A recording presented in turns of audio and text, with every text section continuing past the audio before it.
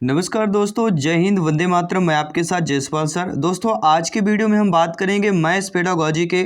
और maths pedagogy के हम आज बात करने वाले महत्वपूर्ण विधियों के बारे में। आपको पता है कि मैथ्स पेडागोजी में ज़्यादातर विधियां पूछी जाती हैं। और अभी तक जितने भी एग्जाम हुए 3 से लेके 5 नंबर या 3 से लेके 5 क्वेश्चन जो है आपके किसके पूछे जा रहे हैं, विधियों के पूछे जा रहे हैं, वो भी आपके मैथ्स पेडागोजी में।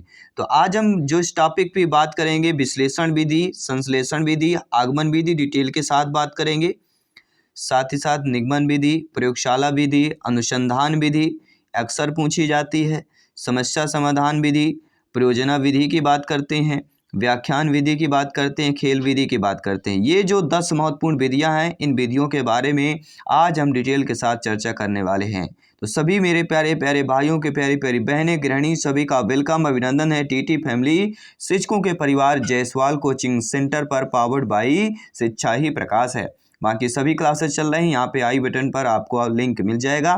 तो चलिए देर न करते हुए सभी विधियों के बारे में बात करते हैं। प्रश्न कहाँ से बनते हैं, आइए इनके बारे में भी हम चर्चा करेंगे। तो पहले दोस्तों हम बात करेंगे विश्लेषण विधि की। विश्लेषण विधि एनालिटिक मेथड की बात करेंगे। इस विधि में क्या होता है, हम अज्ञात से ज्ञात की ओर चलते हैं। सबसे ज़्यादा पूछा जाता है कि अज्ञात से ज्ञात की ओर चला जाता है किस विधि में, या विश्लेषण विधि में जो शिक्षण ठीक है सूत्र है या जो शिक्षण विधि है वह अज्ञात से ज्ञात की ओर चलते हैं, वह विश्लेषण विधि।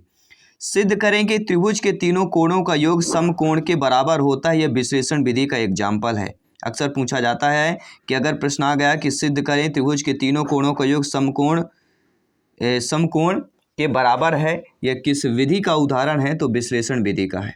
और दूसरा है विश्लेषण विधि का प्रयोग रेखा गणित प्रमेय को सिद्ध करने के लिए किया जाता है। प्रश्न आता है कि विश्लेषण विधि का प्रयोग गणित में किस प्रकार से किया जाता है, तो प्रमेय सिद्ध करने के लिए विश्लेषण विधि का उपयोग किया जाता है। विश्लेषण विधि के गुण की बात करेंगे, इसके एडवांटेज क्या होते हैं विश्लेषण विधि के। स्वयं समस्या का समाधान करना। जी हाँ, जो विश्लेषण विधि है ये विधि स्वयं समस्या का समाधान कर लेती है, हल खोजने पर यह बल देती है और स्थायी ज्ञान उत्पन्न होता है। प्रश्न आ गया कि स्थायी ज्ञान उत्पन्न होता है, यह किसका गुण है, तो यह विश्लेषण विधि का गुण है। दूसरी जो गुण है यह मनोवैज्ञानिक विधि है, जो बालक में अध्ययन के प्रति रुचि उत्पन्न करता है। जी हाँ, प्रश्न आ गया कि बालक में अध्ययन के प्रति रुचि उत्पन्न करता है, किसके यह गुण है, तो यह विश्लेषण विधि का गुण है। एनालिटिक्स मेथड्स की बात करेंगे। साथ ही साथ खोज करने की क्षमता, अन्वेषण क्षमता का विकास होता है, यह किसका गुण है, विश्लेषण विधि का है। दोष भी होते हैं, डिसएडवांटेज भी होते हैं। तो दोष क्या है आपके विश्लेषण विधि का, कि ये इसमें अधिक समय लगता है दोस्तों। जी हाँ, बहुत समय लगता है, छोटी कक्षा के बालकों के लिए अनुपयोगी मानी जाती है। कुशल अध्यापक की आवश्यकता होती है, क्योंकि बच्चों को समझाना पड़ता है, ठीक है, और ये तर्क शक्ति की जरूरत होती है। प्रश्न आ गया कि किसका यह दोष है, कि जिसमें कुशल अध्यापक, जो अध्यापक कुशल होगा वही विश्लेषण विधि को अच्छे तरीके से बच्चों से पढ़ा सकता है, बता सकता है, समझा सकता है। तो कुशल अध्यापक की आवश्यकता होती है, इसका दोष है, डिसएडवांटेज है, और तर्क शक्ति की इसमें ज़रूरत होती है। दूसरा मेथड आता है आपका संश्लेषण विधि। जी हाँ, सिंथेसिस मेथड की बात करेंगे। यह विधि कैसी होती है, किस प्रकार की होती है, यह विधि विश्लेषण विधि का पूरक होती है। प्रश्न आ गया कि विश्लेषण विधि का पूरक कौन होती है, तो विश्लेषण विधि का पूरक संश्लेषण विधि होती है। विश्लेषण विधि में ज्ञात से अज्ञात की ओर, आपके विश्लेषण विधि में क्या था, अज्ञात से ज्ञात की ओर था, और इसमें संश्लेषण में क्या है, संश्लेषण विधि में ज्ञात से अज्ञात की ओर है, और छोटे छोटे खंडों से जानकारी को जोड़ते हैं। संश्लेषण मतलब इकट्ठा करना, ये समझ लीजिए। विश्लेषण मतलब बिखरा देना, ठीक है। तो जानकारी को जोड़कर या संश्लेषण का प्रयोग किया जाता है। फॉर एग्जाम्पल, ए बराबर बी जो कि ज्ञात होता है, और b बराबर c जो कि ज्ञात होता है। अतः अगर a बराबर b है, ठीक है, और b बराबर c है, तो a बराबर भी c होगा, ये 100% है। क्योंकि मान लीजिए a बराबर b, अगर a 9 है b भी 9 होगा, जब b 9 है b बराबर c होता तो ये भी 9 होगा। तो जब ये चारों 9 हो गए तो a बराबर c अवश्य भैया 9 बराबर 9 ही आएगा, ठीक है। तो आप लोग समझ गए, अर्थात ज्ञात बातों का प्रयोग करके अज्ञात की खोज की जाती है, ठीक है। सब संश्लेषण में क्या होता है, ज्ञात बातों से लेके अज्ञात की खोज की जाती है, इसीलिए कहते हैं संश्लेषण विधि ज्ञात से अज्ञात की ओर। संश्लेषण विधि के गुण क्या होता है, यह विधि सरल, सूक्ष्म और क्रमबद्ध होती है। संश्लेषण विधि में समस्या का हल जो है जल्दी निकलता है, इसमें ज़्यादा समय नहीं लगता है, अर्थात कम समय लेती है। स्मरण शक्ति के विकास में मदद करती है। मंद बुद्धि वाले बच्चों के लिए यह उपयोगी विधि है। ज़्यादातर गणितीय समस्याएं इस विधि से हल की जाती हैं, ठीक है, ये भी है। अब इसके दोष डिसएडवांटेज जान लेते हैं। संश्लेषण विधि का दोष क्या है, यह रटने की प्रवृत्ति पर बल देती है। अन्वेषण क्षमता, खोज करने का विकास इसमें नहीं होता है। यह अर्जित ज्ञान इसमें अस्थायी होता है, कोई स्थायी नहीं होता है। यह विकास में सहयोग नहीं करती है और तार्किक क्षमता और चिंतन रहित विधि होती है। मतलब इसमें तार्किकता और क्षमता का जो चिंतन होता है इसमें रहित विधि होती है, चिंता रहित विधि होती है। अगली विधि है आगमन विधि, इंडक्टिव मेथड। इंडक्टिव मेथड बहुत ही ज़्यादा, आगमन और निगमन आप सभी लोग जानते हैं। तो इंडक्टिव मेथड की पहले हम बात करेंगे। इस विधि में पहले छात्र के सामने उदाहरण रखे जाते हैं। सभी लोग जानते हैं आगमन उदाहरण से नियम की ओर सबसे बढ़िया एग्जाम्पल है। तो उदाहरण रखने के बाद फिर इसके आधार पर फिर नियम बनाए जाते हैं और इस विधि में 3 कार्य किए जाते हैं। वो 3 कार्य कौन कौन से हैं, 3 कार्य हैं आपके आगमन विधि में, इंडक्टिव मेथड में, विशिष्ट से सामान्य की ओर, ज्ञात से अज्ञात की ओर और स्थूल से सूक्ष्म की ओर। ये 3 कार्य पर कार्य होता है, ठीक है। और इसके एडवांटेज क्या हैं, आपके आगमन विधि के एडवांटेज क्या है, फायदे क्या हैं कि एक वैज्ञानिक विधि है, ये स्वयं से कार्य करने के कारण अधिक स्थायी अधिगम होता है, व्यवहारिक जीवन में लाभप्रद होता है। प्रश्न आ गया मान लीजिए आपके एग्जाम में कि व्यवहारिक जीवन में लाभप्रद होता है, यह किस विधि का गुण है, तो आपका जवाब होना चाहिए आगमन विधि का गुण है। इसके बाद बालक में स्वयं कार्य करने की क्षमता का विकास होता है, बालक सदैव जिज्ञासु रहता है। प्रश्न आ गया, बालक सदैव जिज्ञासु रहता है, किसका गुण है, किस विधि का गुण है, आगमन विधि का गुण है, क्योंकि यह क्या है, उदाहरण से नियम की ओर चलती है। आगमन विधि छोटी कक्षाओं के लिए उपयोगी होती है, क्योंकि उदाहरण से नियम की ओर पहले बच्चे को उदाहरण दिया जाता है, फिर बाद में नियम समझाया जाता है और इसके द्वारा बालक में गणित के प्रति रुचि उत्पन्न होती है। इसके डिसएडवांटेज क्या है आगमन विधि के, यह धीमी विधि और समय अधिक लगता है, अधिक परिश्रम करना पड़ता है, अधिक सोच की भी आवश्यकता होती है, क्योंकि छोटे छोटे बच्चों को पढ़ाना होता है, प्राइमरी लेवल के बच्चों को पढ़ाना होता है, ठीक है। तो परिणाम पूर्णतः सत्य इसमें नहीं होते हैं, कई बार छात्र गलत निष्कर्ष पर पहुंच जाते हैं। ये किसकी विधि के दोष है, आगमन विधि का। और इस विधि यानी आगमन विधि का जो है कक्षा में सदैव प्रयोग नहीं किया जाता है, ये भी ध्यान देना। इसके बाद आती है डिडक्टिव विधि। डिडक्टिव विधि में आता है निगमन विधि, और निगमन विधि बहुत ही इंपॉर्टेंट है, आगमन निगमन सबसे ज़्यादा इंपॉर्टेंट है। निगमन विधि के विपरीत, यह आगमन के विपरीत होती है। इस विधि में पहले परिभाषा, सूत्र, निर्देश बताते हैं, फिर उसे सत्य सिद्ध किया जाता है, मतलब नियम से उदाहरण की ओर चला जाता है, ठीक है, और सामान्य से विशेष की ओर चला जाता है, सूक्ष्म से स्थूल। सूक्ष्म मतलब छोटा होता है, छोटे से बड़े की ओर चला जाता है, ये भी ध्यान देना है, ठीक है। और इसके गुण क्या होते हैं आपके निगमन विधि के, यह विधि गणित शिक्षण कार्य को अत्यंत सरल बना देती है। प्रश्न आ गया कि गणित विधि को शिक्षण कार्य को अत्यंत सरल बनाने वाली विधि का नाम बताइए, किस विधि का गुण है, तो आपका जवाब, आपका फीडबैक निगमन विधि होना चाहिए साथियों। और अगली जो निगमन विधि का गुण है, इस विधि में छात्र अत्यंत सरल और शीघ्रता से ज्ञान प्राप्त करता है और अंक गणित एवं बीज गणित शिक्षण में निगमन विधि सहायक सिद्ध होती है। प्रश्न आ गया कि निगमन विधि में सहायक सिद्ध होती है किसमें, अंक गणित एवं बीज गणित, दो जो गणित है अंक गणित बीज गणित शिक्षण में किस विधि या कौन सी विधि सहायक सिद्ध होती है, निगमन विधि सहायक सिद्ध होती है, ठीक है। और इसके गुण कौन सा होता है साथियों, यह विधि गणित शिक्षण कार्य करने को अत्यंत सरल बना देती है। हम किसकी बात कर रहे थे, निगमन विधि की बात करेंगे। निगमन विधि के एडवांटेज गुण क्या है, यह गणित विधि को कार्य जो होता है अत्यंत सरल बना देती है और इस विधि से छात्र अत्यंत सरल तथा शीघ्रता से ज्ञान प्राप्त करता है। तीसरा गुण है साथियों, मेरे प्यारे मित्रों, भाई बहनों, गृहिणियों, सभी का वेलकम, अभिनंदन है शिक्षक भर्ती में। सभी मित्रों को जय हिंद, वंदे मातरम, इंकलाब जिंदाबाद। साथियों एग्जाम जब होगा तो सिलेक्शन का, ठीक है, पताका फहराना है, सिलेक्शन का पताका झंडा गाड़ देना है और वहाँ पे पताका फहराना है, क्योंकि आपकी जो तैयारी है, जो मेहनत है, वो समय 101% बिल्कुल निखर कर आएगी। आप लोग अपने सपने को साकार देखते हुए इस वीडियो के बाद ही आपको पता चल जाएगा कि सपने साकार अवश्य होंगे, शिक्षक भर्ती में अव्वल स्कोर आपका अवश्य होगा, क्योंकि यहाँ पर टारगेट आउट ऑफ 150 में से 125 प्लस स्कोर का रहता है साथियों। तो अभी हम बात कर रहे थे निगमन विधि के गुण की, कि अंक गणित बीज गणित शिक्षण में निगमन विधि सहायक होती है, कम परिश्रम एवं समय की बचत होती है, स्मरण शक्ति का विकास होता है, और इसके दोष भी हैं। ऐसा नहीं कि जो व्यक्ति गुणी होता है उसमें कुछ दोष नहीं होता है, दोष होता है, लेकिन हम पहले गुण लेना है। हर व्यक्ति से गुण लीजिएगा और अपने दोषों को दूर कीजिएगा, आप दुनिया में महान इंसान बन जाते हैं। तो दोस्तों, निगमन विधि का दोष और डिसएडवांटेज यह है कि यह अमनोवैज्ञानिक विधि है। क्यों है? क्योंकि इसमें छात्र नियम सूत्र की खोज स्वयं नहीं करते हैं, उन्हें क्या करते हैं? याद करते हैं। क्योंकि पहले नियम बताया जाता है, बाद में एग्जाम्पल। तो नियम बताएंगे तो नियम को याद करेंगे, बाद में एग्जाम्पल बताएंगे।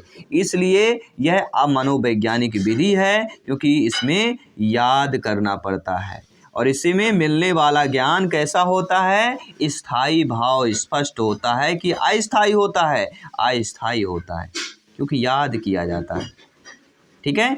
अगली विधि प्रयोगशाला विधि, जो कि बहुत ही इंपॉर्टेंट है। जी हाँ दोस्तों, लाइब्रेटरी मेथड जो होता है, इस विधि में क्या होता है, स्वयं छात्र गणित की प्रयोगशाला में यंत्र जो उपकरण होते हैं प्रयोगशाला में, अन्य सामग्री की मदद से क्या करता है, गणित के तथ्य, नियम व सिद्धांतों की सत्यता की जांच करता है। बालक स्वयं करता है, शिक्षक स्वयं करता है जांच, और इस विधि में करके सीखने पर बल दिया जाता है। जब बालक स्वयं कर रहा है तो करके सीखने के सिद्धांत पर बल दिया जा रहा है। और अक्सर यह प्रश्न बनता है, उठता है, पूछा जाता है कि करके सीखने के सिद्धांत पर किस विधि पर बल दिया जाता है? तो आपका जवाब होना चाहिए प्रयोगशाला विधि, लाइब्रेटरी मेथड पर बल दिया जाता है। और आप जानते हैं इसका एग्जाम्पल पाइथागोरस प्रमेय को प्रयोगशाला में सिद्ध करना सबसे बड़ा एग्जाम्पल है। और इसके गुण क्या होते हैं? जी हाँ, प्रयोगशाला विधि के गुण ये होते हैं कि छात्र प्रयोगशाला के उपकरण का कुशल प्रयोग करना सीख जाता है, कि कौन सा क्या उपयोग करना है। प्रयोगशाला में किया गया अधिगम जो होता है वह स्थायी होता है, क्योंकि बालक स्वयं करता है। और आपको पता है, जब आप स्वयं कार्य करते हैं, अगर आपके द्वारा बनाया हुआ घर है तो आपको वह ज़िंदगी भर याद रहेगा। आप शेयर करते हैं कि ये मेरे द्वारा बनाई हुई चीज़ है। कोई भी चीज़ वस्तु होता है आपके द्वारा बनाई हुई, कहते हैं ब्रांड चल गया, तो ब्रांड वही होता है क्योंकि वह उसके द्वारा बनाया गया होता है। तो प्रयोगशाला में किया गया जो अधिगम होता है, जो सीखा जाता है, वह इसका ज्ञान स्थायी होता है, हमेशा जीवन पर्यंत मरणोपरांत भी याद रहता है। और यह रुचिकर विधि होती है, यह तर्क क्षमता पर का विकास यह करती है। इसके दोष क्या होते हैं प्रयोगशाला विधि के? जी हाँ, लाइब्रेटरी जो मेथड है इसके डिसएडवांटेज भी हैं, दोष भी हैं, क्योंकि खर्चीली विधि है। और आप जानते हैं प्रयोगशाला विधि है, कई सारे उपकरण होते हैं, उपकरण इसके महंगे होते हैं, तो यह खर्चीली विधि हो जाती है। ये छोटी कक्षाओं के लिए उपयोगी नहीं होती है, क्योंकि बच्चे उपकरण से सीखने की जगह खेलना शुरू कर देते हैं। अक्सर देखेंगे छोटे बच्चे को दे दिया जाए तो खेलने लगेंगे वो, क्योंकि उसको खिलौना समझ लेंगे। ठीक है, तो कम संख्या वाली कक्षाओं के लिए उपयोग में यह लाई जा सकती है। संख्या कम हो, क्योंकि लाइब्रेरी में इतनी बड़ी नहीं होता है। ठीक है, ग्रुप वाइज यहाँ पे सीखा जाता है, तो संख्या कम होगा तो ज़्यादा बेटर होता है।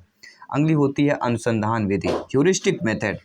ह्यूरिस्टिक शब्द एक ग्रीक ह्यूरिस्को शब्द से आया हुआ है। इसका अर्थ होता है मैं खोजता हूँ।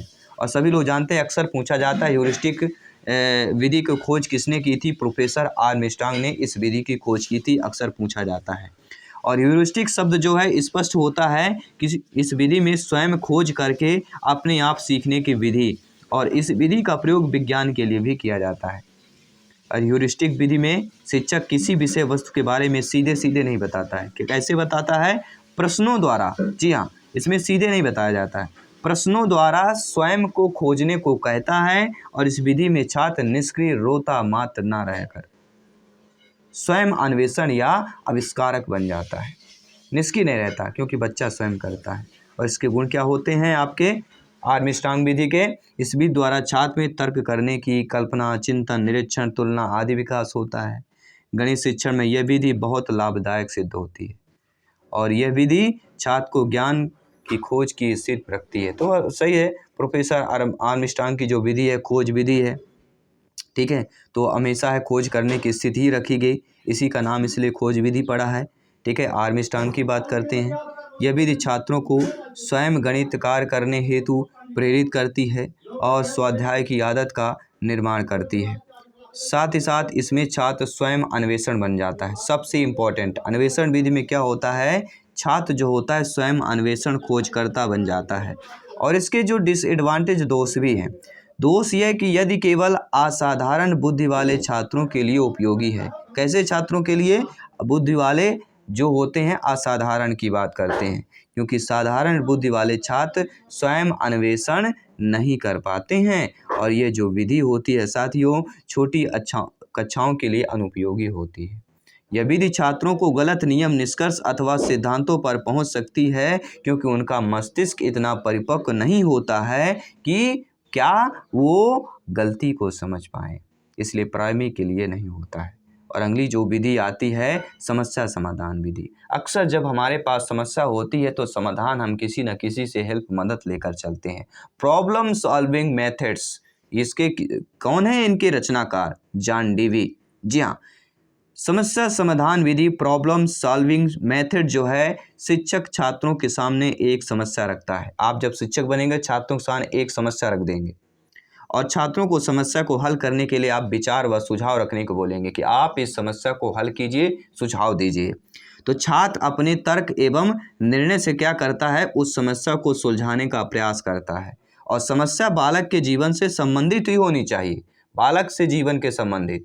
मान लीजिए अगर आपके घर में कोई बच्चा बीमार, माता पिता बीमार हो जाते हैं तो खाना कैसे बनेगा, एक समस्या, मतलब बच्चे से संबंधित समस्या होनी चाहिए और उसके विचार निष्कर्ष निकाले जाएंगे। मतलब इस विधि में समस्या सरल होती है, ये भी है, ज़्यादा कठिन समस्या नहीं होती है। और ये इसमें क्या है, सीखने के सिद्धांत पर बल दिया जाता है। और इसके गुण क्या है कि यह विधि ठीक है, वैज्ञानिक ढंग से आगे बढ़ने की प्रेरणा देती है। इस विधि में छात्र सदैव कैसा रहता है, क्रियाशील रहता है। इस विधि में छात्र स्वयं होकर, स्वतंत्र होकर, जी हाँ, निष्फिक्र होकर स्वयं कार्य करता है। छात्रों की तर्क शक्ति का इसमें विकास भी होता है क्योंकि स्वयं कार्य करता है, अपने दिमाग, अपने स्मरण शक्ति, ठीक है, स्तर के आधार पर कार्य करता है। छात्रों में समस्या समाधान करने की योग्यता का विकास होता है। और जानते हैं हर व्यक्ति के पास अगर कितना भी गुणवान हो जाए दोस्त अवश्य होता है, डिसएडवांटेज अवश्य होता है, चाहे भगवान की ही बात क्यों ना किया जाए, आखिर हम तो इंसान ही हैं। तो इसके डिसएडवांटेज क्या है दोस्तों कि यदि समस्या कठिन हो तो छात्र में विषय के प्रति रुझान कम हो जाता है। अगर समस्या कठिन होगी तो छात्र बोलेगा यार, अरे यार ये तो बनता नहीं है, छोड़ो इसको, ठीक है। तो समस्या अगर विषय के प्रति फिर रुझान कम हो जाता है। यदि समस्या की भाषा सरल ना हो तो छात्रों में सूची की कमी आ जाती है, भाषा अगर सरल नहीं होगी, ठीक है, और इसमें समय भी अधिक लगता है। अगली जो विधि आपकी आती है प्यारी विधि है, बहुत ही प्यारी विधि है, स्नेहपूर्ण विधि है। और स्नेहपूर्ण विधि का नाम प्रयोजन विधि है, जिसे हम प्रोजेक्ट मेथड कहते हैं। अक्सर जब आप जाएंगे 9, 10, 11, 12 कॉलेज में जाएंगे तो आपको एक प्रोजेक्ट बनाने के लिए दिया जाता है। और आप जानते जब आपने D.Ed B.Ed किया होगा तो भी आपको एक प्रोजेक्ट बनाने के लिए दिया गया था, ठीक है। तो वैसे ही आपकी विधि है, प्रयोजन विधि है। इस विधि का प्रयोग सर्वप्रथम किसने किया था? किलपैट्रिक ने किया था। और इस विधि में संपूर्ण कार्य को योजना बनाकर किया जाता है। जी हाँ, पूरा कार्य है योजना पूर्वक कार्य होता है। और इसमें किसी भी समस्या के समाधान के लिए छात्र जो होता है वह स्वयं अपनी तर्क शक्ति द्वारा कार्य करता है।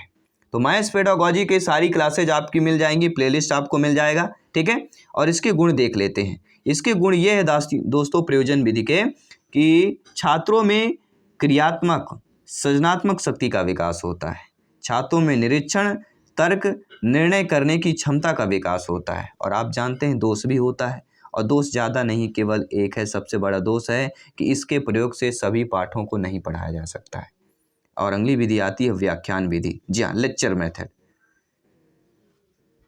यह शिक्षण की सबसे प्रचलित विधि है। इस विधि में एक शिक्षक जो होता है किसी विषय या समस्या के बारे में व्याख्या देता है, और व्याख्या तर्कपूर्ण, व्यवस्थित तथा आकर्षित होना चाहिए। व्याख्या तभी बच्चे सुनेंगे, समझेंगे, ताकि छात्र का ध्यान क्या हो, विषय पर केंद्रित है, इधर उधर न रहे कि छात्र खिड़की के बाहर देखते रहें। ठीक है, ये भी आपको ध्यान देना चाहिए। कैसा छात्र है, उनकी नज़र कहाँ है, उनके देख कहाँ है, आपकी तरफ देख रहे हैं, समझ रहे हैं, हाँ हूँ कर रहे हैं, मुंडी हिला रहे हैं। ठीक है, जो छात्र का इधर खिड़की के बाहर जो कुछ कार्य होता है उनको देखने लगते हैं, आपस में हंसने लगते हैं, तो उनसे अवश्य पूछिए मुझे भी हंसना है। ठीक है, बच्चों से देखिए कभी आपको क्रोधित नहीं होना है, बच्चों से आपको प्रेम पूर्वक बात। बच्चे अगर हंस रहे हैं तो उनके पास जाइए, प्यार से उनसे बोलिए किस बात की हंसी आती है, थोड़ा हमें भी हंसाइए। ठीक है, तो इससे क्या होता है, प्रेम। इसीलिए कहते हैं शिक्षक छात्र की जो ठीक है मित्रता पूर्वक होना चाहिए। ठीक है, तो छात्र का ध्यान विषय पर केंद्रित रहे। विधि में प्रश्नोत्तर और उदाहरणों का प्रयोग किया जाता है। प्रश्न आ सकता है कि प्रश्नोत्तर तथा उदाहरण विधि का प्रयोग किया जाता है। विधि व्याख्या विधि लेक्चर विधि होती है। लेक्चर में देने के साथ साथ प्रश्न ठीक है पूछा जाता है। इसके गुण यह है कि यह किसी विषय को पढ़ने के सबसे सरल विधि होती है, क्योंकि व्याख्या करके बताया जाता है, विस्तार पूर्वक बताया जाता है, एक कहानी पूर्वक बताया जाता है, और इसमें छात्रों का ध्यान विषय पर केंद्रित रहता है। और दोष है, दोष यह है दोस्तों कि इस विधि में छात्र निष्क्रिय रहता है, सक्रिय नहीं रहता है। यह विधि करके सीखने पर बल नहीं देती, क्योंकि व्याख्या है, लेक्चर है, बच्चे सुनते हैं, प्रश्न करते हैं, बनता है तो उत्तर देंगे, नहीं देते हैं। और इसमें क्या होता है, इंडिविजुअल डिफरेंस पर ध्यान नहीं दिया जाता है। ठीक है, और अंतिम आपकी जो विधि है वह खेल विधि है, और इससे संबंधित प्रश्न भी करेंगे जो इंपॉर्टेंट है, जो अक्सर पूछे जाते हैं। खेल विधि, प्लेवे मेथड, ये भी अक्सर पूछा जाता है। तो प्लेवे मेथड विधि जो होती है, शिक्षक छात्रों को संपूर्ण ज्ञान खेल के माध्यम से देता है। और इस विधि को किसने दिया था, खेल विधि को, प्लेवे मेथड को फ्रॉबेल ने दिया। इसका नाम हेनरी कोल्डवेल कुक ने रखा था। देखिए, दो नाम याद रखना है खेल विधि में। इस विधि को जो है किसने दिया, फ्रॉबेल ने दिया। इस विधि का नाम किसने रखा, हेनरी कोल्डवेल कुक ने इस विधि का नाम रखा। और शिक्षा को पूर्ण रूप से खेल पर केंद्रित बनाने का प्रयास किसने किया, हेनरी कोल्डवेल कुक ने किया। ठीक है, आई होप आप समझ गए होंगे। और इसके गुण की बात करेंगे। तो खेल विधि के गुण क्या होते हैं दोस्तों, कि छात्रों की खेल में स्वाभाविक रुचि होती है और बच्चों का मन लगता है। इस विधि द्वारा बच्चों का सर्वांगीण विकास होता है, मानसिक भी होता है, शारीरिक भी होता है। ठीक है, भावात्मक, ठीक है, ये सारी चीज़ें होती हैं। और ये विधि करो और ठीक है सीखो के सिद्धांत पर, ये भी अक्सर पूछा जाता है कि किस विधि पर करो और सीखो के सिद्धांत पर कार्य करती है। तो वह विधि आपकी कौन सी है, खेल विधि है आपकी, प्लेवे मेथड की बात करते हैं। और इसके दोष भी हैं। दोष यह होता है खेल विधि का कि कुछ बच्चे शारीरिक शिथिलता के कारण इस विधि में कठिनाई आती है। कहते हैं ना कि आलसी प्रवृत्ति के जो बालक होते हैं, इंसान होते हैं, बच्चे होते हैं, उनमें यह दिक्कत आ ही जाती है। ठीक है, आई होप आप सभी लोग अच्छे तरीके से समझ गए होंगे। और अगले वीडियो आएगा जो महत्वपूर्ण इसमें परिभाषाओं को लेकर आएंगे, लेकिन पहले इनसे संबंधित इंपॉर्टेंट प्रश्न कर लेते हैं। परिभाषा को लेकर अगली जो वीडियो आएगी उसमें करेंगे, और जो इंपॉर्टेंट प्रश्न है अगली वीडियो पर अवश्य करेंगे। तो आई होप आप लोग अच्छे तरीके से समझ पाए होंगे। मैं आपके साथ जयसवाल सर मिलता हूँ आपकी अगली वीडियो सभी परिभाषा और इंपॉर्टेंट क्वेश्चन के साथ। सभी मित्रों को जय हिंद, वंदे मातरम, धन्यवाद सभी का।